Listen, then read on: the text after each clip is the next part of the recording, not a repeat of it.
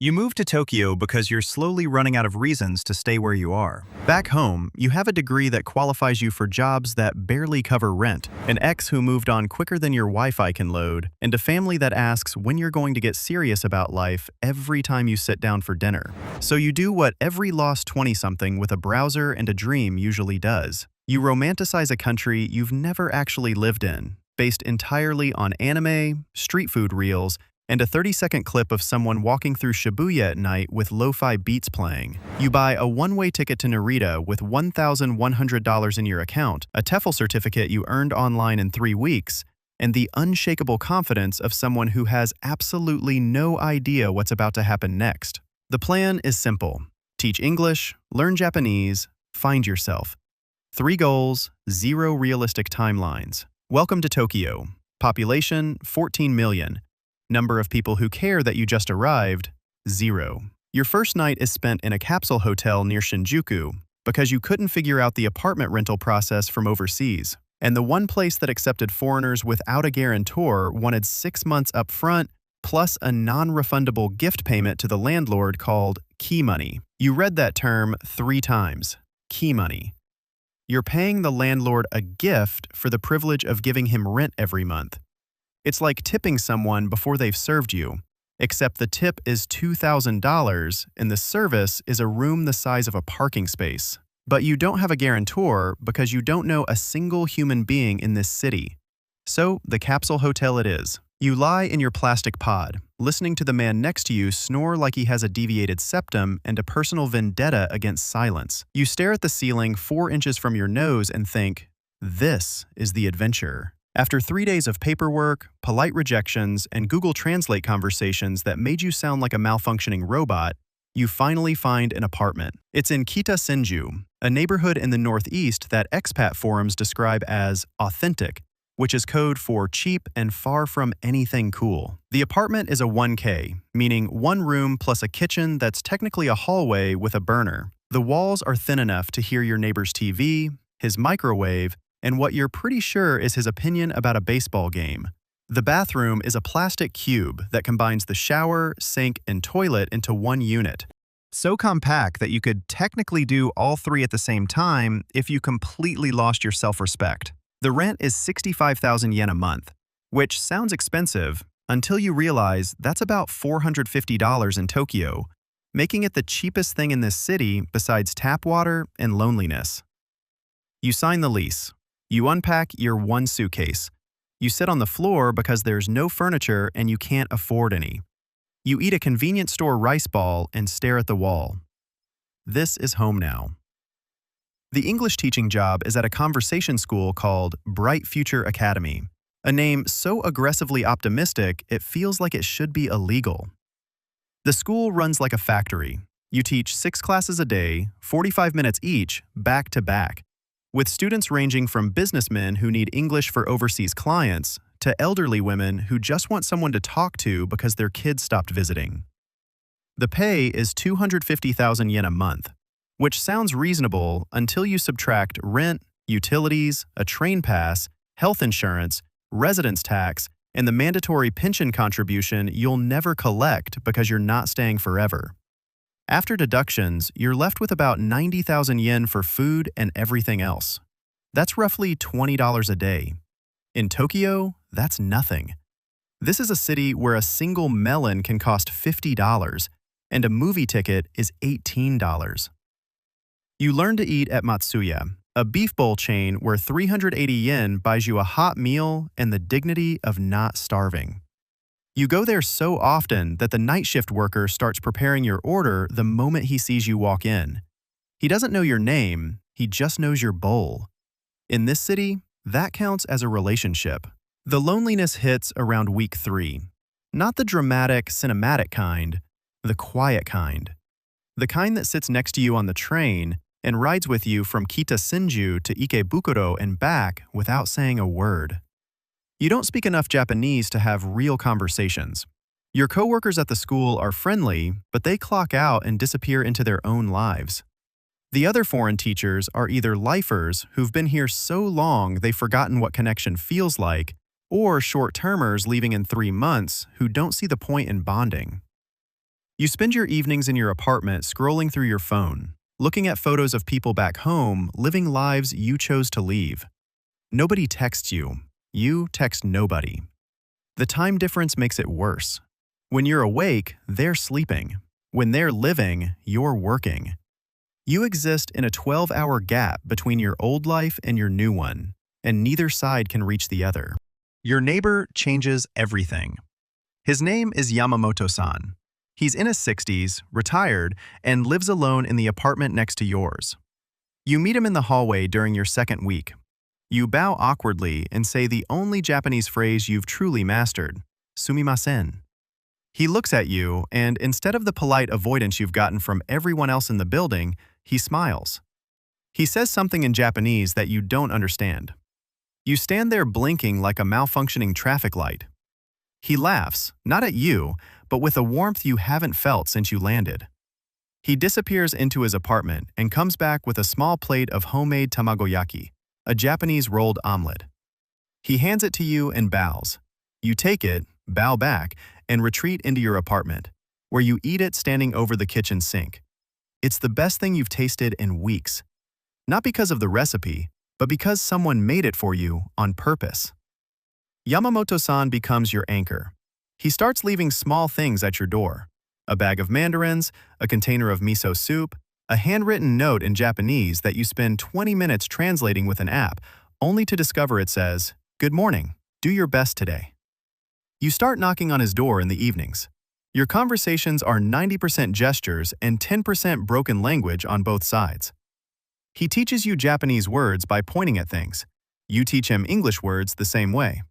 Refrigerator, reizoko, window, mado, friend, tomodachi.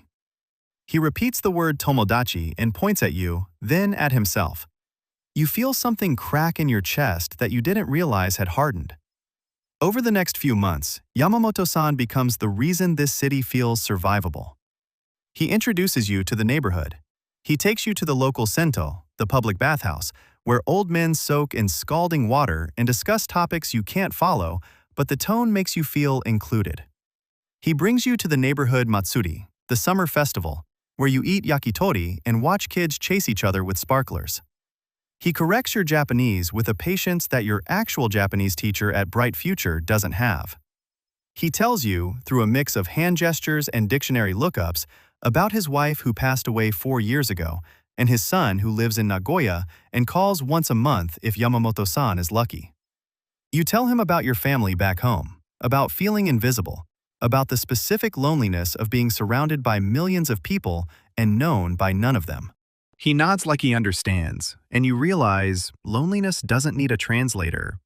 You start building something that almost feels like a life. Your Japanese improves enough to order food without pointing at pictures.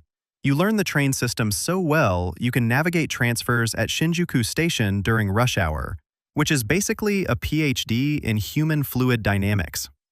You find a used furniture store and buy a small table and a floor chair. You hang a cheap poster on the wall. You buy a plant and name it Kenjin, because naming things makes them yours. Your students start requesting you by name. An elderly woman named Suzuki-san brings you homemade cookies every Tuesday and tells you your Japanese accent is charming. You know it's a polite lie, but you accept the compliment anyway.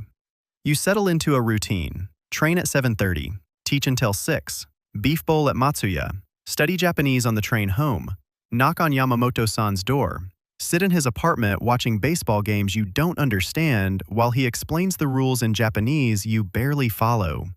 Go home, sleep, repeat. It's small, it's quiet, but it starts to feel like yours. 8 months in, you've almost forgotten what running feels like. You apply for a visa renewal. Your school sponsors it. The paperwork is a mountain of forms: employment history, residence registration, tax records, and roughly the same amount of documentation you'd need to adopt a child. You submit everything and wait. You tell Yamamoto-san about the renewal over tea. He smiles and says something you translate later. He says he hopes you stay for a long time. You start looking at slightly bigger apartments in the same neighborhood because you can't imagine living anywhere else. You browse furniture you can't afford yet but might be able to in a few months. You even look into community Japanese classes at the ward office. You're not just surviving anymore, you're planning. And planning means you've stopped treating this city as temporary.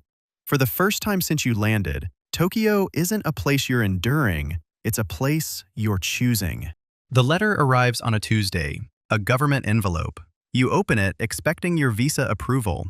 Instead, it's a notice ordering you to appear at the Tokyo Regional Immigration Bureau for an interview regarding your residential status.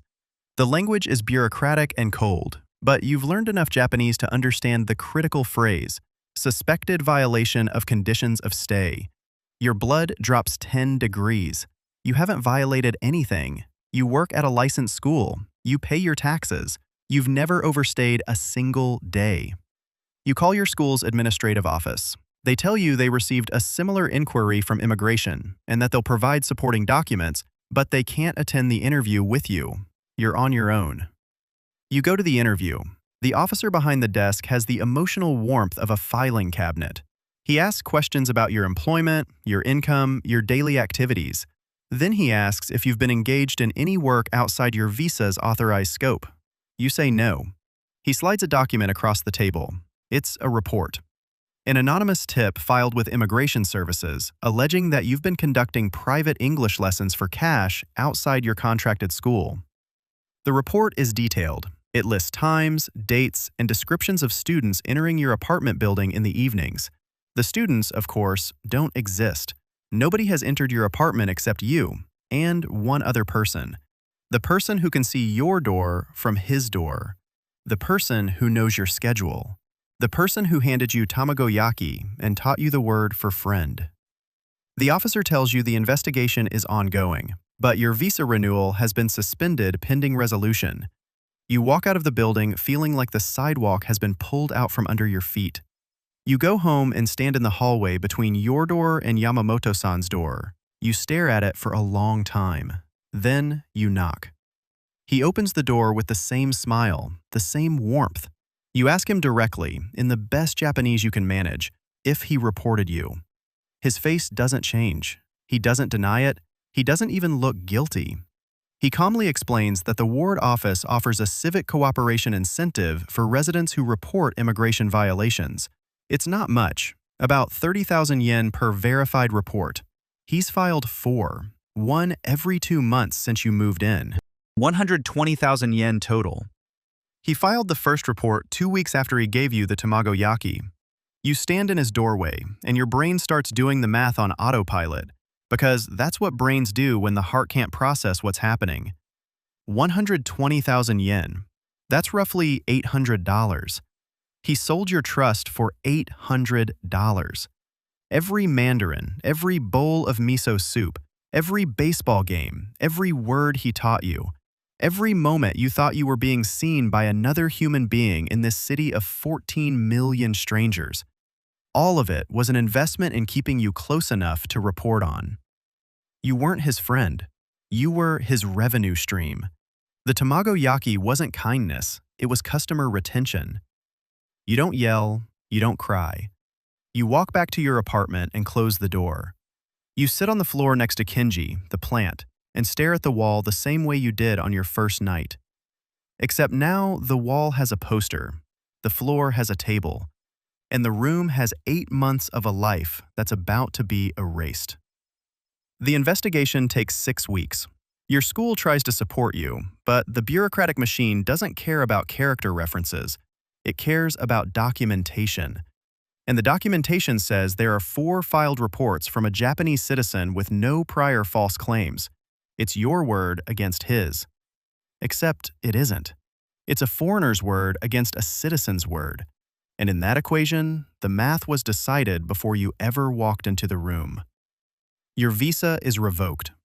You're given 2 weeks to leave the country voluntarily before deportation proceedings begin. Voluntary departure, they call it, as if there's anything voluntary about being told the life you built doesn't belong to you anymore. You pack your suitcase, the same one you arrived with, except now it's heavier, because it holds 8 months of accumulated things that meant something. A Japanese textbook filled with notes in the margins, a festival charm from the Matsuri, The chopsticks Yamamoto-san gave you on your birthday. You hold them for a moment. Then you throw them in the trash. You leave the furniture behind because you can't take it and you can't sell it in 2 weeks. You leave Kenji on the windowsill because plants can't fly. You cancel your phone plan. You close your bank account. You eat your last meal at Matsuya. The night shift worker looks at you like he wants to say something, but doesn't. Because that's how things work in this city. People notice your absence, but nobody intervenes in your presence. On your last night, you walk through Kitasenju one final time. The streets are quiet. The kombini glows on the corner. The train rumbles overhead. The Sento is closed for the night, but steam still rises from the vents. You pass the spot where Yamamoto-san took you during the festival. You pass the vending machine where you bought your first canned coffee at 2 o'clock in the morning after a shift, and for the first time thought, maybe this could work. You keep walking, and you realize the most impressive thing about Tokyo isn't the loneliness, or the language barrier, or the cost, or the bureaucracy. It's that the city let you love it. It let you build something. It let you feel the specific warmth of belonging that only exists when you earn it from scratch in a place that owes you nothing. And then it let one man, with a 30,000 yen incentive, take it all away. And the city didn't even flinch. You take the Narita Express the next morning. You sit by the window and watch Tokyo shrink behind you. The skyscrapers, the train lines, the neighborhoods, the millions of lives being lived in tiny apartments stacked on top of each other like filing cabinets full of stories nobody will ever read. You land back home. Your mom picks you up at the airport. She hugs you and says she's glad you got that out of your system. She means it with love, but it lands like a verdict. That's what it was to everyone back home. A phase. Something you needed to get out of your system before coming back and getting serious. Nobody asks about Yamamoto. Nobody asks about the Matsuri, or the Sento, or the beef bowl worker who knew your order. Nobody asks because none of it registers as real to people who've never tried to build a life somewhere that wasn't designed for them. The apartment in Kitasenju sits empty.